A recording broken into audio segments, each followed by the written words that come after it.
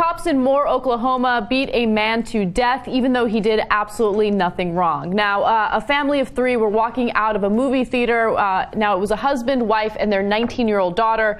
The wife and the daughter got into some sort of argument, and the argument ended with the wife slapping her across her face. Then she felt very upset about it and started walking toward the car. As she was doing that, her husband, Luis Rodriguez, was following her to the car. Now, at that point, police arrived to the scene because they were already there for some unrelated incident, and they started asking him questions. The way that it ended is apparently they had asked him for ID. That's what the police is alleging. And Luis Rodriguez told them, hey, mind your own business. This is a family issue. It's a family matter. He refused to give them ID. And then they proceeded to beat him and spray his face with pepper spray. Now, we have a video that we're about to show you that's very, very difficult to watch. It is graphic, but it's the video that his wife was taking as the police were beating him up. And you can hear her screaming and asking if he's still alive. Take a quick look. Luis, please.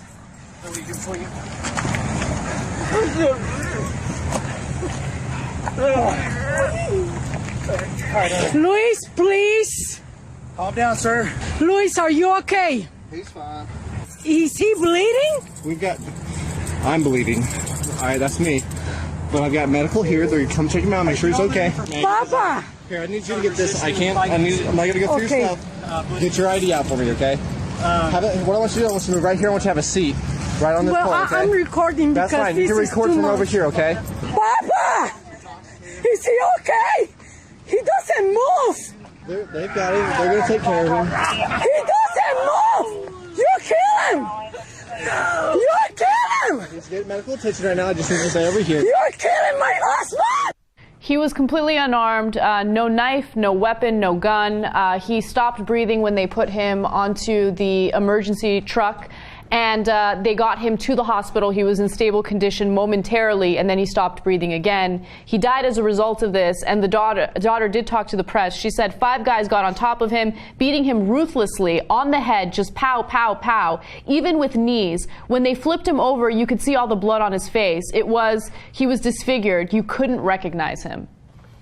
Man, they always go to like nuclear reaction. Not always, I know, but so many stories where, okay, there's 5 of you. The guy didn't give you ID.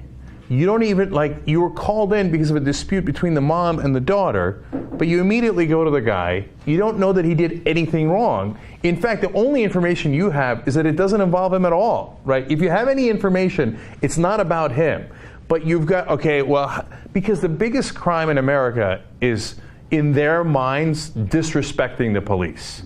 Not that whatever you were called onto the scene for, not a crime that the guy committed, but you didn't listen to me for a second, or you said, hey, I'm in the middle of a family affair, this doesn't, how dare you, 5 of us, let's pummel you to death, which is literally what they did here. I mean, and they're he didn't give ID, so what? Mm-hmm. So what? Literally, so what? You have all the time in the world. You can arrest him if you want, At some point, you just say to him, put your arms behind your back, and you put cuffs on him, and you go through his wallet. I mean, which is probably, that's even unnecessary, but everybody could go home after that event. So they did release a police report, and I read it, and the police are alleging that they did attempt to arrest him after he refused to show them ID, and that he, quote, took a fighting stance.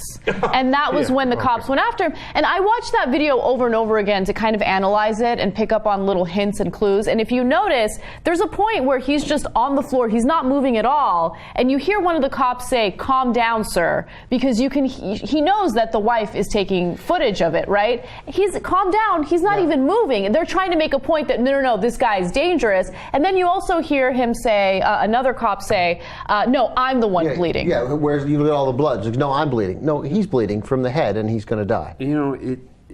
These cases of excessive force, in the rearview mirror, they just look so hideous, And the thing is, the public pays and trains and entrusts these people to be professionals. They know more about the use of force than I do. But I do know that we all have a fight or flight mechanism. And when 5 dudes are on top of you with their knees, their arms, you can't breathe, you go into a fight or flight behavior, which is, I'm fucking dying here. I can't breathe. I'm on my back. They've got their knees on me, my head.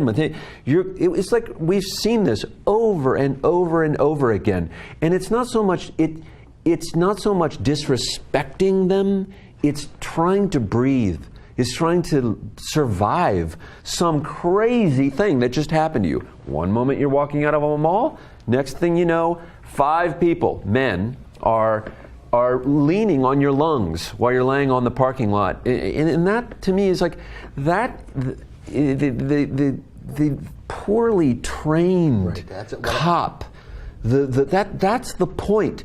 And that's why it's like, we want them to know better. If you know it, how can they not know it? How does that's exactly the point I thought after this story, because I have always assumed, obviously incredibly naively, that they got good training, and that whenever they did these excessive force stories we cover, that those guys were knuckleheads and they were whatever it might be. They didn't listen while they were getting trained. They were roid raging. I don't know what it is, right?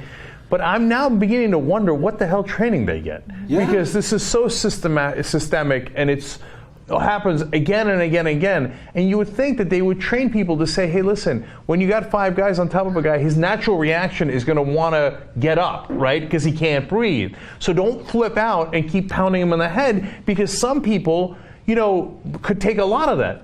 Some people die after you pound them in the head or cut off their lungs for a short period of time. That's right. So we don't want people dying on us, especially if we don't know what they did. So here's your proper training. And I'm now beginning to believe that we're not doing that effectively across the country. In the aftermath of all of this, 3 of the cops have been placed they've been suspended with pay. There is an investigation, and the investigation was taken over by the Oklahoma State Bureau of Investigation, so they're looking into it. However, the head of the police force there is basically sticking up for them and saying, hey, you know what, they were following protocol.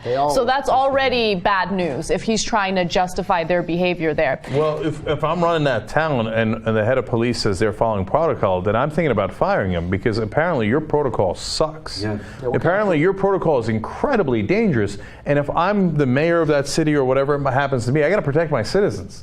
And I got, like Brian said, you're supposed to be the professionals protecting them, not harming them. And if your protocol is every time there's any kind of issue, 5 officers show up and pound the crap out of some guy until he dies, well, then it's not their fault. It's your fault for having that protocol.